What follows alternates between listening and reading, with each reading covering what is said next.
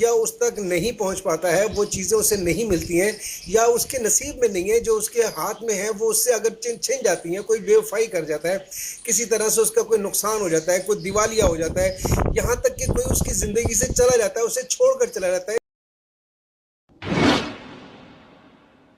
السلام علیکم۔ مولا متقیان مولا امام علی علیہ السلام نہج البلاغہ کی حکمت 439 میں فرماتے ہیں، زہد کی مکمل تعریف قرآن کے 2 جملوں میں ہے۔ ارشاد الہی ہے، جو چیز تمہارے ہاتھ سے جاتی رہے اس پر رنج نہ کرو، اور جو چیز خدا تمہیں دے اس پر اتراؤ نہیں۔ لہذا جو شخص جانے والی چیز پر افسوس نہیں کرتا اور آنے والی چیز پر اتراتا نہیں، اس نے زہد کو دونوں سمتوں سے سمیٹ لیا۔ آج کل ہم عام طور پہ لوگوں میں دیکھتے ہیں کہ ایک نا امیدی سی ہے،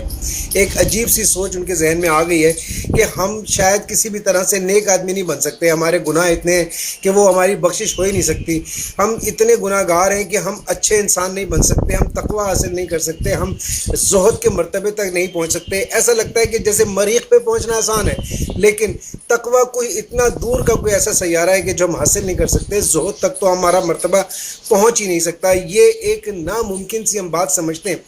جس کی وجہ سے ہم پہلے زینے پر ہی قدم نہیں رکھتے، نہ کہ ہم کسی طریقے سے کوئی مرتبہ حاصل کر سکیں خدا کی نظر میں، ہم کسی طرح سے متقی و پرہیزگار ہو سکیں یا زہد کے مرتبے تک پہنچ سکیں۔ بہت مشکل سا دکھائی دیتا ہے، عجیب سے ایسا لگتا ہے جیسے کوئی راکٹ سائنس ہے، سمجھا ہی نہیں جا سکتا، اس تک پہنچا نہیں جا سکتا۔ آپ علیہ السلام نے اس مسئلے کو بالکل ختم کرتے ہوئے، سوچ کو بالکل ختم کرتے ہوئے ایک ایسا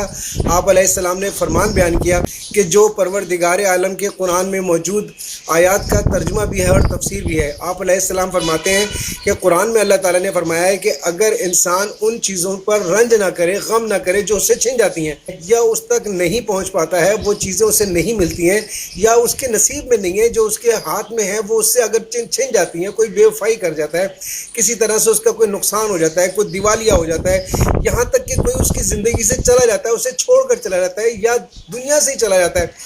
ایسے تمام معاملات میں ہم لوگ رنج کرتے ہیں، غم کرتے ہیں، ہم افسوس کرتے ہیں، ہم پریشان ہوتے ہیں، ہم بہت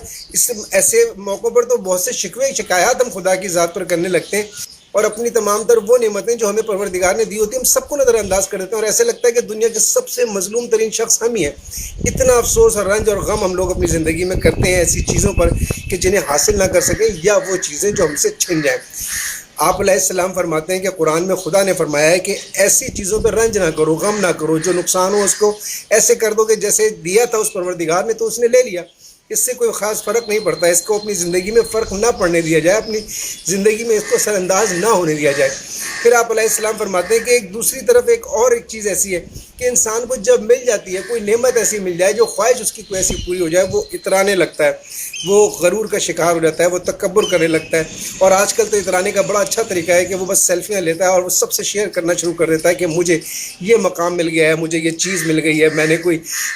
پی ایچ ڈی کر لی ہے، میں نے کوئی ڈگری حاصل کر لی ہے، میں نے کوئی اچھا عہدہ حاصل کر لیا، میں نے کسی وزیر یا منسٹر سے ملاقات کر لی ہے، میں نے کسی کے ساتھ کھڑے ہو کے بس ایک سیلفی لینی ہے اور اس کے بعد اس کو شیئر کر دینا ہے، میں نے کچھ اچھا کھانا کھا لیا ہے، میں نے کوئی اچھی جگہ، آج کوئی ایسی جگہ جو بہت دور دراز تھی یا جہاں لوگوں کا پہنچنا مشکل تھا، میں آج وہاں پہنچ گیا ہوں، وہ اسے لیتا ہے اور اترانا شروع کر دیتا ہے اور اس کی سیلفیاں لے کر شیئر کرتا ہے۔ آپ علیہ السلام فرماتے ہیں کہ اگر انسان کے اندر ایک یہ والی عادت بھی ختم ہو جائے تو زہد کے مقام تک پہنچ سکتا ہے، وہ تقویٰ حاصل کر سکتا ہے۔ یعنی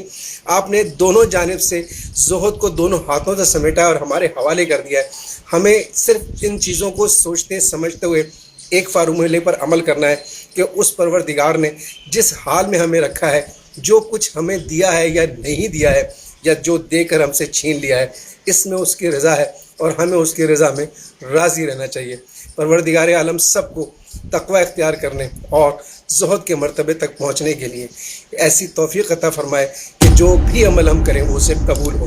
آمین یا رب العالمین۔ شکریہ۔